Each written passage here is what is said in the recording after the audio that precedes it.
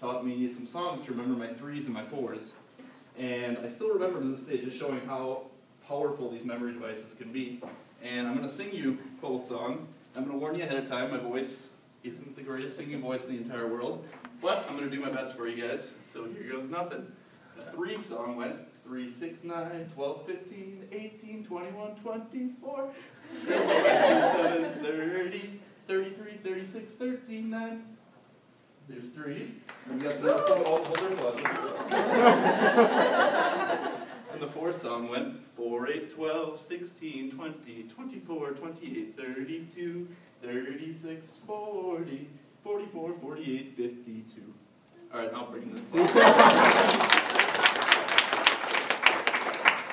All right, so let's just show us how powerful these memory tools can be when remembering information. So in your small groups, if you guys could discuss some memory tips or like tricks that you've learned throughout the years, whether it be from a teacher, whether they've done ones that you came up with yourself, anything like that. So I'll give you guys a couple minutes to discuss. The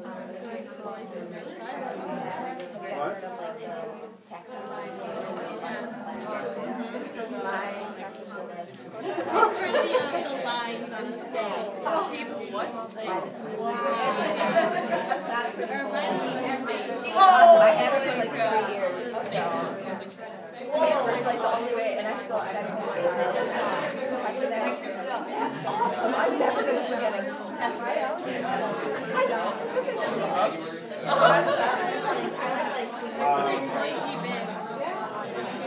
The one that Phillips.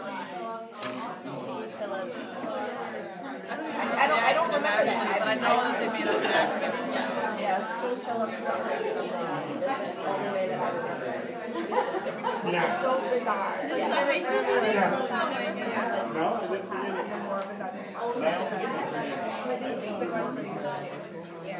I remember a friend of mine just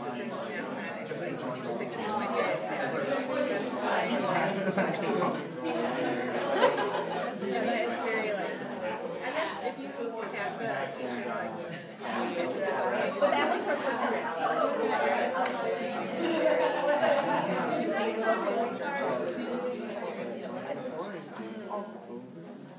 All right, everyone, I know I didn't give you guys probably enough time for all of you to share, but does anyone have any examples? Sarah?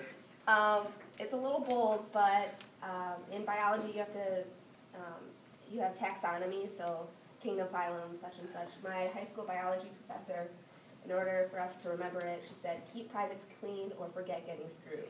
And that was the only way that I was able to remember it. That was indeed a little bit racy, but... I remember it. All right, what was Michael? I remember the quadratic formula through song. So x equals the opposite of b plus or minus the square root of 4 squared minus 4ac all over 2a. All right, we'll do 2 more. Like, no one apparently knows this, but I'm just remembering the order of the metric system. Klondike has declared more dark chocolate masses. No one else knows that. Anybody else? I had my math physiology course where I remember Cecilia, and one of my friends would just go like this.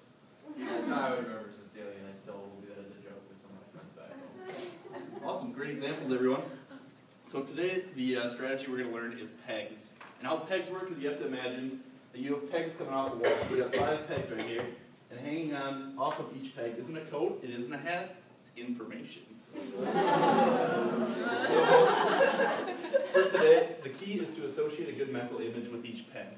So for this first one, what we're going to do, I'll do an example just to kind of get the ball rolling. But for the first peg, we're going to go 1, and we're going to go with the rhyming word of bun.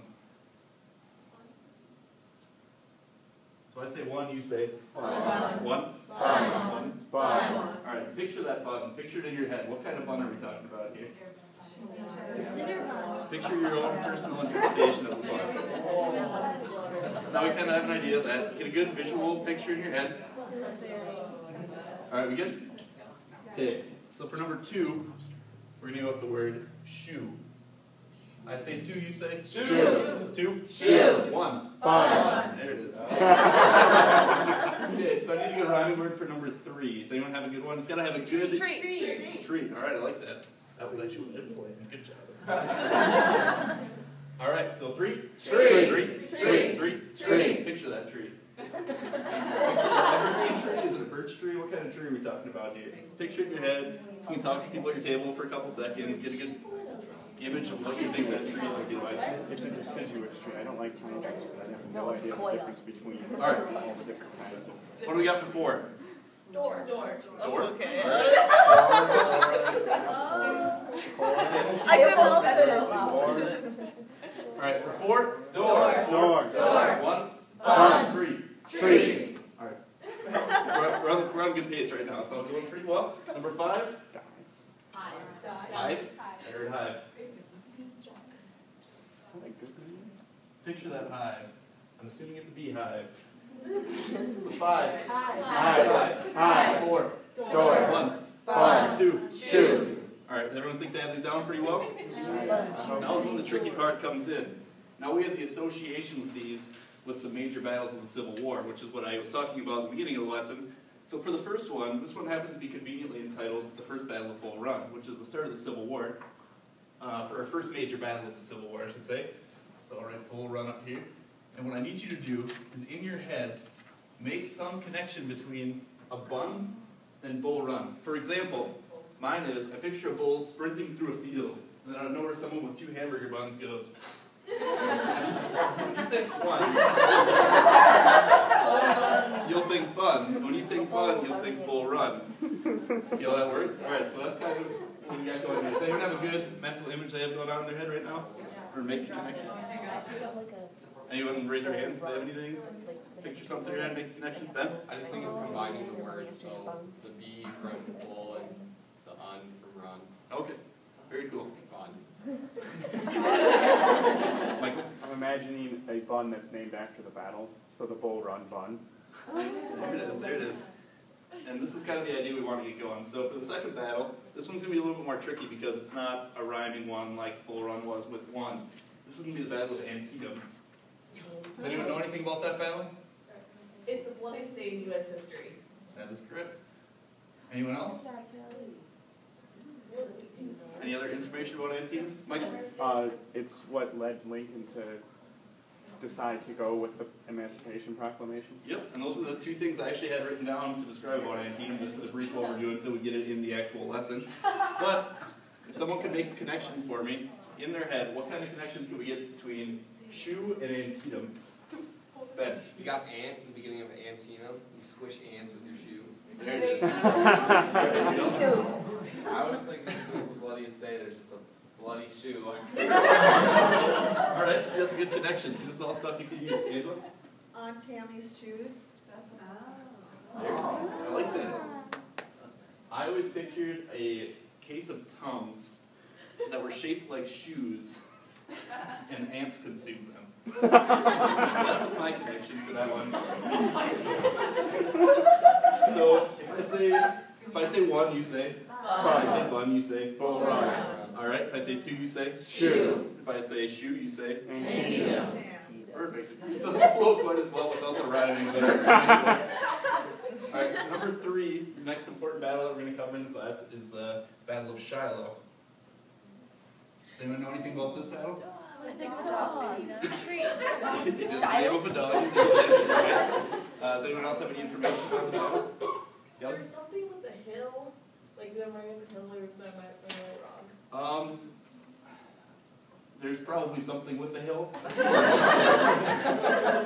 don't know specifically what the reference would be, but what I have written down for the battle is it was a Confederate surprise attack on the Tennessee River, and the Confederate wanted to stop the Union push, but ultimately failed to do so. Again, we'll go into this with more detail when we have our lessons later on in the week.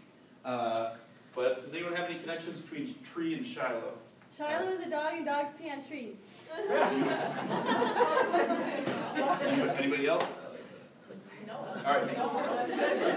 Alright, so I say 1, you say? Bun. I say bun, you say? Bull Run. I say 3? Tree. Tree? Shiloh. Perfect. Number 4, Battle of Gettysburg. I'm sure all of you have heard about Gettysburg. Anybody have any information about Gettysburg? You guys can shout it out. There was the Gettysburg Address. That's probably the most famous thing that people know about Gettysburg. What? 3 days. What was that, Fred? High water of the South's invasion. Very good. Michael? Yeah, it's a major turning point in the war. Yep. Does anyone know what Pickett's charge is? Does anyone be able to explain Pickett's charge? Anyone new voices out there? Oh, otherwise Kelly? No, I can't. I know what it is, but I can't explain it. Basically, it was a push by the Confederate soldiers that marched. They marched across a very open field and were mowed down, and it was a huge psychological defeat for the Confederacy in the South. But again, we'll go into that in more detail when it comes up. But anyone have any good Dorr and Gettysburg mine comparisons? Oh, well, I'm thinking Gettysburg Address when he dresses on the doors. Ooh, Gettysburg Address dress on the door. Anybody else? Sarah? Grandma Getty burst through the door. Grandma Getty, spare this. Grandma All right. So, go ahead. I was thinking of Lincoln walking through a door and having his top hat fall off. Okay, very cool. So if I say 3, you say? Tree. Tree, you say? Shiloh. I'm gonna try to block some of these here, make it tricky. If I say 2, you say? Shoe. If I say shoe, you say? Antietam. All right. Sounds good. Number 5. We talked about the Battle of the Appomattox Courthouse. So you know what that's about?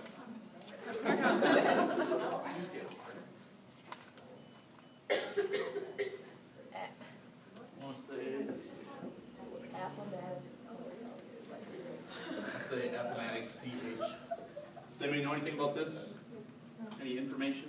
No. Fred? That was the final battle for Lee's army. He surrendered at Appomattox Courthouse. Yep. Anybody else? Yeah, that's the main information from that battle, and then that ultimately led to the end of the Civil War. That battle took place on April 9th of 1865. And does anyone have anything for Hive and Appomattox Courthouse? I just have a question. What happened to Lee? Did he die? I don't think so. I honestly don't know, though. I'd have to look. Talk to you. Well, eventually. Thanks, Fred. Anyone else? Appomattox and Hive? I was thinking like attics, and we have a beehive in my attic, and then there'll be like an apple tree. Okay. Very cool. Kevin? Hives are made of the same repeated shape, so I saw repeated P's and repeated P's. Very nice. Courthouses are really cozy like mine. Okay, cool. Kristen? Well, And Kelly? it kind of reminds me of a hive shape. Okay. Kelly? Wait, who had to go to court to steal a bee's hive? Very nice. All right, so we're going to run through these all once while they're still up on the board, and then I'm going to try to erase them and see how well you do. And don't worry, we're going to be running over here at the beginning of class every day throughout the course of the unit, so you guys remember, and for your tests and everything, and then you'll get more information as we go along. So, run through them one more time. 1, bun, 4, door, Gettysburg. Also, if you want to test yourself, you could also look away from the board too while we're doing this. All right, 2, Shoe. shoe, Antietam. 5, Hive. hive. Appomattox Courthouse. Maybe we should run through 5 one more time here. 5. Hive. Hive. Appomattox Courthouse. All right, very cool, very cool. I was going to say too, my trick for 3, I didn't bring this up before, but since I planned that you guys were going to say tree, I always pictured Shiloh Buff in a tree. I don't know if that helps anyone, but all right. So I'm going to erase all these from the board now. Why are you become shy?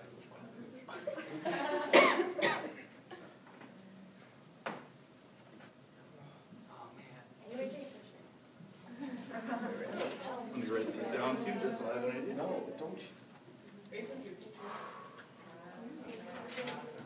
All right, you guys ready? Yeah. You guys doing good? Yeah. All right, let's get pumped. Woo! All right, so if I say 1, you say Bun. If I say bun, you say Bull run. If I say 2, you say Shoe. If I say shoe, you say Antietam. All right, if I say 3, you say Tree. If I say tree, you say Shiloh. If I say 4, you say Door. If I say door, you say Gettysburg. If I say 5, you say Hive. If I say hive, you say Appomattox Courthouse. Beautiful. Everybody. Alright, so that's how the PEG learning strategy works. Hopefully that'll help you guys when the test rolls around in a couple weeks, and we'll go over this at the start of every class. But yeah, thanks everybody.